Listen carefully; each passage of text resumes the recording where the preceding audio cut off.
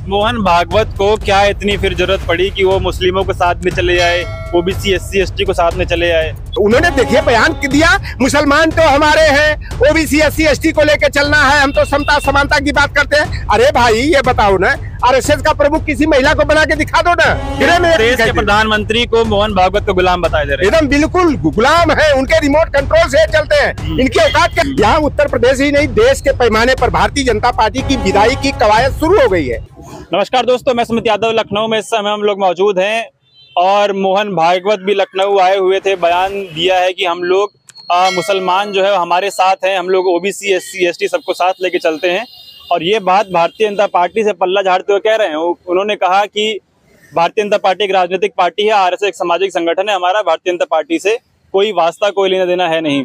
इस पर बातचीत करेंगे। हमारे साथ लोटन निषाद जी ओबीसी महासभा के भारतीय ओबीसी महासभा के राष्ट्रीय प्रवक्ता हैं। बहुत बहुत स्वागत है लोटन जी चैनल पर। धन्यवाद आपके चैनल को। अचानक से इतना मुस्लिम हितैषी आरएसएस कैसे हो गई? देखिए, जब भारतीय जनता पार्टी की नाव डगमगाती है, उसके पैरों की जमीन खिसकती है, सत्ता जाती हुई दिखती है, तो आरएसएस जो है डैमेज कंट्रोल के लिए जो है कि समर में उतर जाता है। यहाँ उत्तर प्रदेश ही नहीं, देश के पैमाने पर भारतीय जनता पार्टी की विदाई की कवायद शुरू हो गई है। और जब से इंडिया गठबंधन बना है, एनडीए नॉन डेमोक्रेटिक अलायंस, जो अली बाबा 40 चोरों का गिरोह है, उसमें बौखलाहट और खबराहट मची हुई है। और इसी बौखलाहट का नतीजा था कि इन्होंने बहुत बढ़िया नाम कर करके महिला शक्ति बंधन एक्ट को लाया। अरे भाई, वही बात को दोहराया मोदी जी ने। नारी शक्ति बंधन एक्ट। हाँ, तो ये केवल बढ़िया नाम तो देते हैं, लेकिन काम इनका बढ़िया नहीं है।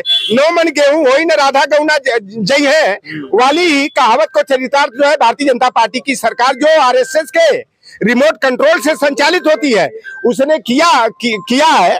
और हम तो राहुल गांधी को धन्यवाद देना चाहेंगे। हमारा बीजेपी से कोई लेना देना नहीं, हम लोग सामाजिक संगठन है। जो आरएसएस है उसी भारतीय जनता पार्टी का मातृ संगठन जो है आरएसएस है, और आरएसएस के रिमोट कंट्रोल से ही भारतीय जनता पार्टी चलती है।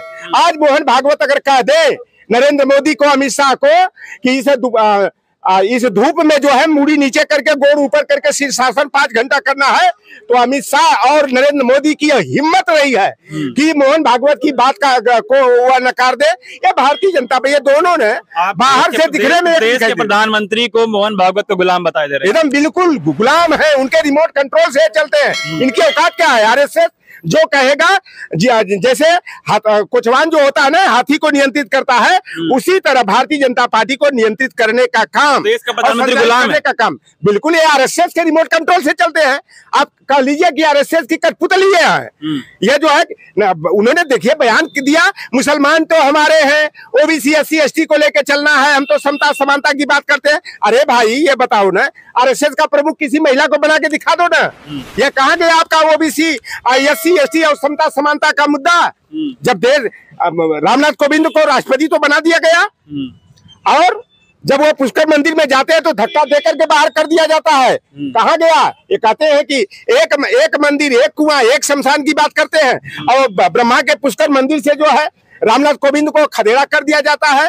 द्वारिका जगन्नाथपुरी के द्वारिका मंदिर में प्रवेश नहीं होने दिया जा रहा, और द्रौपदी मुर्मू जी को जो है दिल्ली के जो है द्वारिकाधीश मंदिर के गर्भगृह में प्रवेश करने से रोक दिया गया। संसद का शिलान्यास के समय देश के प्रथम नागरिक जो है कि राष्ट्रपति उस समय रामनाथ कोविंद थे, उनको नहीं बुलाया गया। उद्घाटन के कार्यक्रम के समय जो है देश की प्रथम नागरिक, और जिनको ढोल नगाड़ा बजा करके इतना प्रचार किया था कि हमने तो आदिवासी समाज की महिला द्रौपदी मुर्मू को देश का प्रथम नागरिक बनाया, राष्ट्रपति बना करके आदिवासी समाज को इतना बड़ा सम्मान दिया, और उद्घाटन कार्यक्रम में जो है द्रौपदी मुर्मू जी को नहीं बुलाया गया। जब उसका नाम देखिए कितना बढ़िया रख दिए, संविधान भवन। संविधान भवन में जब आपातकालीन जो संसद का सत्र बुलाया गया, उसमें द्रौपदी मुर्मू जी को दरकिनार कर दिया गया। हमें तो ये लगता है, यह सच्चाई कि द्रौपदी मुर्मू स्त्री शूद्रो न ध्येताम, जो मनुस्मृति का विधान है, उसके तहत वह स्त्री भी है, शूद्र भी है, आदिवासी है, और दूसरी जो है कि विधवा है। इसलिए यह भारतीय जनता पार्टी ने जो है द्रौपदी मुर्मू को संसद भवन में जो है के प्रवेश के समय नहीं बुलाया। मोहन भागवत को क्या इतनी फिर जरूरत पड़ी कि वो मुस्लिमों को साथ में चले आए, ओबीसी एससी एसटी को साथ में चले आए? ये देखिए बहुत बड़ा ये नाटकबाज है। हम कहते हैं कि अगर मुस्लिम आपके हैं तो फिर मथुरा और काशी का विवाद क्यों, ज्ञानवापी मंदिर का और मथुरा के मंदिर और मस्जिद का विवाद क्यों है जब मुसलमान आपके हैं? तो देखो सच्चाई यह है कि केवल वोट के लिए हिंदू और मुसलमान, भारत और पाकिस्तान, शाहरुख खान और सन्नी देओल और गदर 2 और पठान की बात। अरे जवान तो इनको ना नकुरों का दम ला दिया है, इनका पसीना पसीना जवान ने कर दिया है। भारतीय जनता पार्टी आरएसएस की बोलती को बंद कर दिया है। ये असल मुद्दों से जनता का ध्यान हटाने के लिए समय समय पर ये हिंदू मुसलमान की कवायद करते हैं। आप नहीं देखे बीच में जब ओबीसी की जनगणना की मांग उठ रही थी, समानुपातिक आरक्षण कोटा की मांग उठ रही थी, तो यही भारतीय जनता पार्टी ने प्रायोजित तरीके से वो पाकिस्तानी लैला सीमा गुलाम हैदर को 4 चंगू मंगू के साथ जो है, बताओ इनकी राह कहाँ गई, इनकी चौकीदारी कहाँ गई, इनका बीएसएफ कहाँ गया, इनकी एनआईए कहाँ गई, इनकी सीबीआई कहाँ गई, इनकी जांच एजेंसियां कहाँ गई? ये केवल असल मुद्दों से ध्यान जनता का हटाने और भटकाने के लिए सीमा गुलाम हैदर को प्रायोजित तरीके से एक झिंगुर के साथ ला करके जोड़ दिया गया। जातिगत जनगणना की आप बात कर रहे हैं, राहुल गांधी आजकल बहुत ओबीसी, एससी, एसटी और जाति कास्ट सेंसस की बात करते हैं, ऐसा लग रहा है कोई बुरा सपना देखे हैं। सवाल ये है कि अगर बिहार में नीतीश और तेजस्वी कास्ट सेंसस करा सकते हैं, जाति की जनगणना करा सकते हैं, तो हिमाचल में कांग्रेस की सरकार है, राजस्थान में कांग्रेस की सरकार है, कर्नाटका में कांग्रेस की सरकार है। इतना अगर राहुल गांधी ओबीसी तैसी हैं तो क्यों नहीं अपना जहां जहां सरकार गणना करा? देखिए निश्चित रूप से होगी। देखिए मैं बता दूं जो सच्चाई होती है जनगणना का, भारतीय संविधान के 7वीं अनुसूची के 246 अनुच्छेद के अंतर्गत संघ सरकार को यह अधिकार है कि हर 10वें बरस में जो है कास्ट सेंसस कराया जाना चाहिए। कांग्रेस पार्टी की सरकार ने हम लोगों के नेता, सामाजिक न्याय के महान योद्धा परम पूज्य शरद यादव जी, रामविलास पासवान जी, माननीय नेताजी धरती पुत्र मुलायम सिंह यादव जी और सामाजिक क्रांति के महान योद्धा लालू प्रसाद यादव जी की मांग को ध्यान में रखते हुए 2011 का जो सेंसस कराया गया था, सोशियो इको कास्ट सेंसस कराया गया था, सामाजिक आर्थिक जातिगत कराया गया। लेकिन जो अपने को पिछड़ी जाति का बताते हुए नहीं कहते हैं, ये नरेंद्र मोदी कहते हैं मैं तो पिछड़ी जाति का हूं। नरेंद्र मोदी को छोड़िए ना, राहुल गांधी ओबीसी तैसी इतना हो गए तो जहां जहां कांग्रेस की सरकार है क्यों नहीं कर? जब नीतीश और तेजस्वी करा रहे हैं तो राहुल गांधी भी करवाएं अपनी जगह। देखिए मैं बता दिया कि यह संवैधानिक व्यवस्था के तहत केंद्र सरकार के अधिकार क्षेत्र में आता है। अगर वह आवश्यकता अगर महसूस होगी तो कर्नाटक में भी कराई जाएगी, हिमाचल में भी कराई जाएगी। लेकिन 2024 अभी बहुत ज्यादा दिन नहीं है, खाली बिहार में जरूरत है।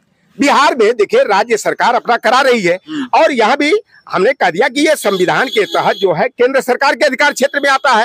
कांग्रेस पार्टी ने 2011 में कराया, दुर्भाग्य बाद 2014 में सत्ता परिवर्तन हुआ और 30 अगस्त 2016 को जब जनगणना के आंकड़े घोषित किए गए तो जो अपने को ओबीसी बताते हैं वो ओबीसी की जनसंख्या को उजागर नहीं किया। भाई धार्मिक अल्पसंख्यक मुस्लिम, सिख, ईसाई, जैन, बौद्ध, पारसी, यहूदी, रेसलर, ट्रांसजेंडर और दिव्यांग की कर दिया, भाषियों की कर दिया, मराठी, गुजराती, बंगला, उर्दू, कन्नड़, मलयालम, तमिल, तेलुगु, मराठी, गुजराती, उड़िया की कर दिया, असमिया की कर दिया। तो भाई ओबीसी की जनगणना क्यों नहीं कराते? ये भालू की, बंदर की, चीता की, घड़ियाल की, खच्चर की, घोड़ा की, हाथी, बाघ की कराते हैं, तो ओबीसी की जनगणना क्यों नहीं कराते? ये भारतीय जनता पार्टी सच्चाइयों से मुंह फेरने वाली पार्टी है और भारतीय संविधान के अनुच्छेद संख्या 15(4), 16(4) के तहत यह व्यवस्था है जिसे माननीय कांशीराम ने बड़ा जोर शोर से उठाया था। जिसकी जितनी संख्या भारी उसकी उतनी हिस्सेदारी। तो संविधान के अनुच्छेद संख्या 15(4), 16(4) के तहत ओबीसी, एससी, एसटी को कार्यपालिका में, विधायिका में, न्यायपालिका में, निजी क्षेत्रों में जनसंख्या के अनुपात में आरक्षण देना होगा। ये महिला बिल ला करके जो है ओबीसी को बेवकूफ बनाने का काम कर रहे हैं।